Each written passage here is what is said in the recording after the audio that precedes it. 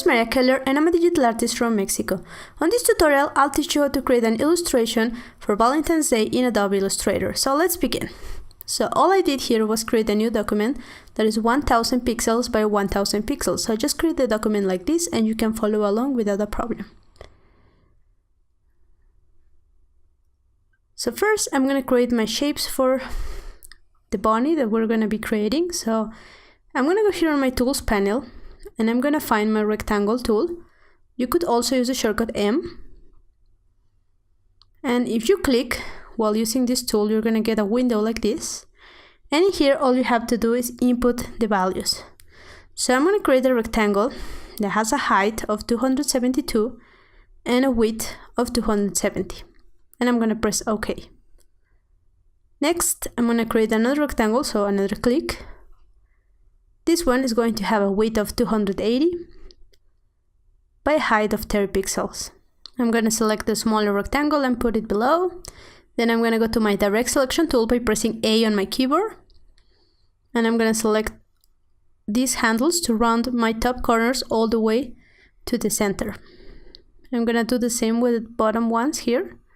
But instead of going all the way to the center, you can apply here a number on the corners window, and you go to something like 5.5. Maybe this is too small.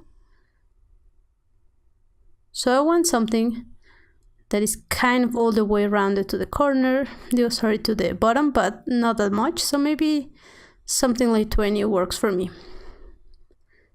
I'm going to go window, I'm going to find align. And a window like this is going to appear. I'm going to select both my shapes.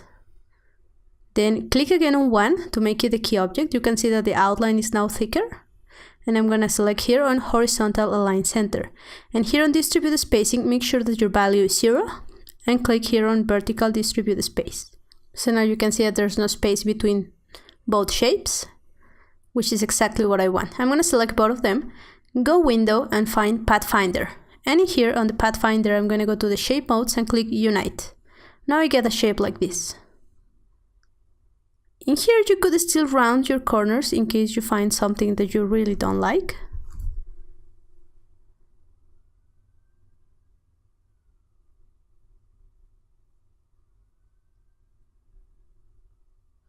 So I just updated mine to 28 pixels. Next, I'm going to create an ellipse. So just select the ellipse tool and click. A window like this is going to appear, and in here I'm going to input my values. So for this ellipse, it's going to be 14 by 21.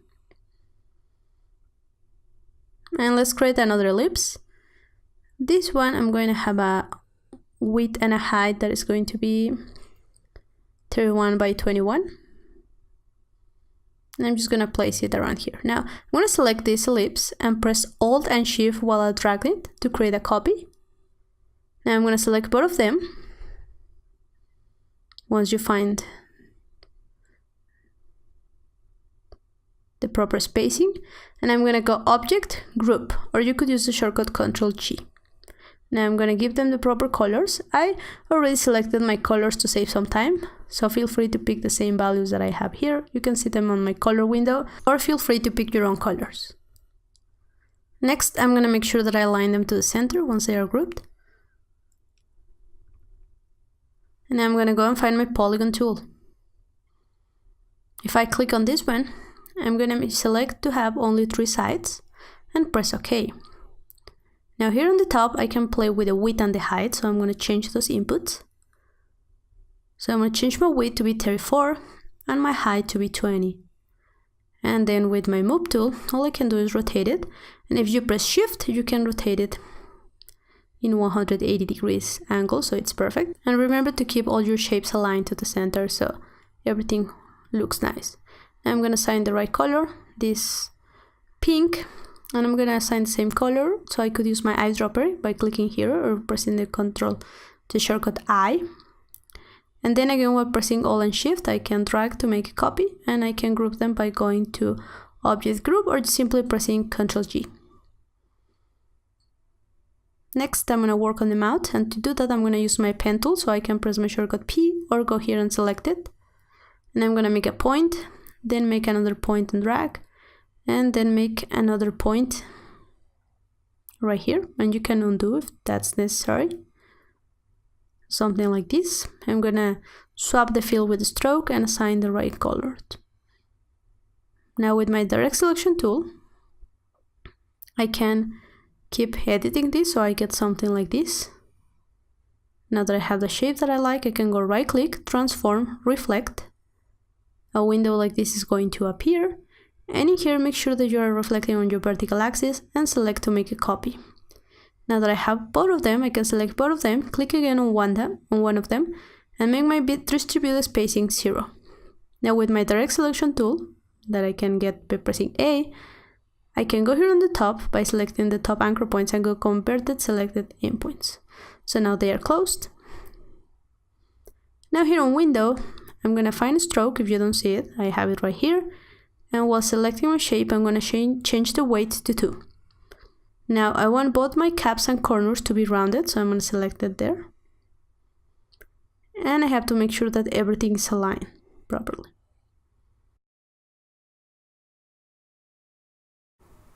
Next, I'm gonna create the ears. So to do that, I'm gonna go to my ellipse tool, click on this, and this time I'm gonna make a circle. So I'm gonna have a width and the height to be the same, so 64. I'm gonna move it and place it around here. And then I'm gonna rotate it around 30 degrees. You can see that if I just go to one of the corners. And then with my direct selection tool, I'm gonna select the bottom anchor point and just drag it so it intersects the main body. Now I'm gonna select my shape, go right click, transform, reflect, and make a copy. Now I'm gonna move it there. I'm gonna select both of them and press Ctrl G, or go Object Group, and then let's align everything. And I'm gonna select all the shapes, go to my Pathfinder and click Unite. Next, I'm gonna create a flower, so I'm gonna go here to my ellipse tool and create another circle. So this one is going to be 20 by 20. Now I'm gonna create a polygon tool, and then go to have 7 sides. And the radius, we can change it to something like 46 for now. That's okay. I'm gonna move it around here, go to Effect, then find Distort and Transform, and find Pucker and Bloat. A window like this is going to appear, and in here make sure that you have a bloat, which is the one on the right, to have value of 52, and you can hit here to have a little preview, and press OK. Now I could scale this up a little bit because I think it's too big, so you can constrain the proportions here. And let's change the width to be something like 45. And now I can select both of them and align them properly. And now I'm going to assign the right color, so invert the stroke with the fill, change it to a lighter purple, then go right click, transform, arrange, send to back. And then let's assign the right colors to the circle. And now I can select both shapes. But first, I'm going to change the width and the height to be 45, so I'm going to unconstrain the proportions. And now I can select both shapes and align horizontal and vertically. Now I'm going to move this one here, go to my pen tool by pressing P or selecting the icon, make a point, make another one here and drag a little bit to create a curve. I'm going to swap the stroke and the fill, change it to 2, and change the color to this green. And then just go right click, arrange, send to back. Now I'm going to create some hands, so I'm going to go to my pen tool by pressing P on my keyboard or selecting it, make a point, make another point, drag to create a curve, and then make another point. And I'm going to do the same here. So now that I have this, I'm going to add a background so we can see the bunny. So I'm just going to my rectangle tool and just drag to draw this shape. Then I'm gonna give it this color. And then let's go right click, arrange, send to back. And I'm gonna select my bunny and have it have the right color. Then select it with the background and then go right click, arrange, send to back. Now I can have these hands, change the color of the stroke, And then let's add a fill of the same white so I don't see this part of the flower anymore. Now I'm going to select everything and place it on the right position, which is roughly there on the middle.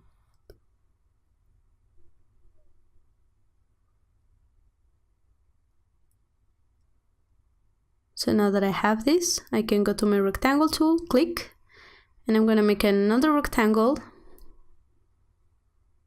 This one is going to be 330 by 15.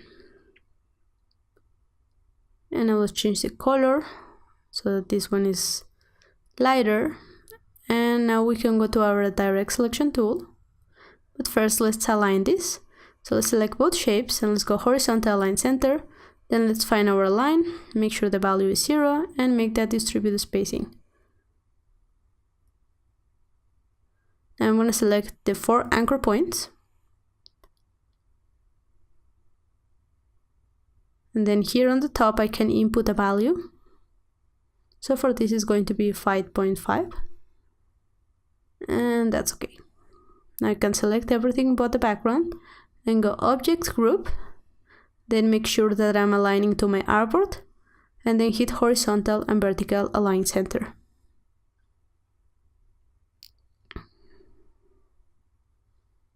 So now I need a font to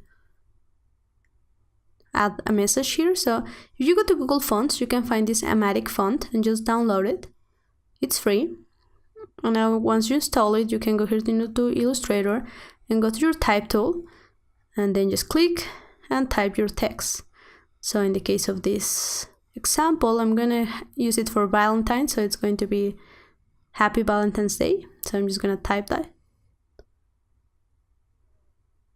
And then here on the top, where it says character, I can find that font that I just downloaded, the Amatic. And let's change the size here on the top to 42. Make sure that it's aligned horizontally and I align it to my canvas, change the color to white, place it here. Now let's group both this by going to Object Group and go Horizontal and Vertical Align Center. And right now I want to add some character to this illustration. So one thing that I can do is go to Freepik because they have amazing resources, and one of the things that I like is that you can find some textures. So I really like this gradient abstract texture. You can download it on Freepik. And once you do that, you can go here into Illustrator and go File, Place, and just find that texture that you just got from Freepik. And when you place it, you can see that it's maybe a little bit big. So just scale it down while pressing Shift so you constrain the proportions. And now you have to go to your transparency window. So just go Window, Transparency. And transparency is going to be here. So all I have to do is change my blending mode by clicking here.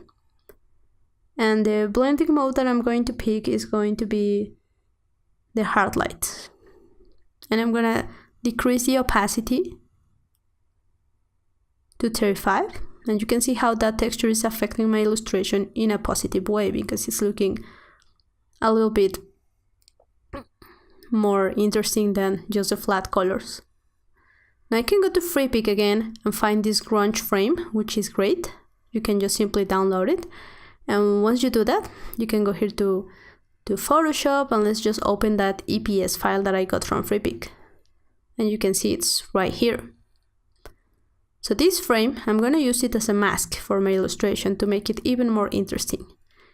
And just make sure that when you bring it here, you bring the whole thing and not just a simple square because the file has both the background and the black thing. So make sure that you undo that and have both shapes and group them.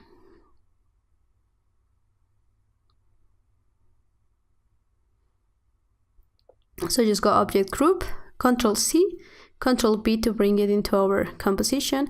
And let's make it big enough so that this covers my whole illustration.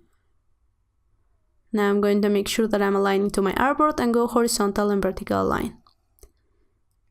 Now that it is roughly in place. I'm gonna go edit, cut, just for now. And then I'm gonna select everything and then go object, group. And I'm gonna go back to my transparency window, which is right here. I'm gonna bring it here to the top so you can see it better. And I'm gonna click here where it says make mask. And once you do that, you're not gonna be able to see anything anymore because this is all black.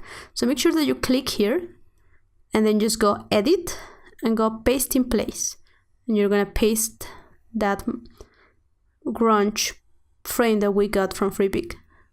And now you can see how you get this frame acting nicely onto your illustration.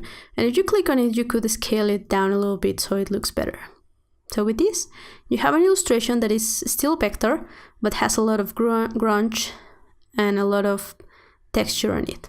So if you have any questions or comments, please leave them below. I hope you have enjoyed this tutorial. Thank you very much for watching. See you next time.